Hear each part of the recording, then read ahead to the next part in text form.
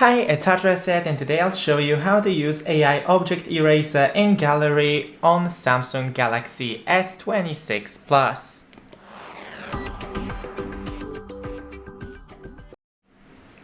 First, go into the gallery and select the picture you want to change. Then click Edit. And here we have AI features. Tap or draw around anything you want to erase. So I want these two pens right here. Click Erase.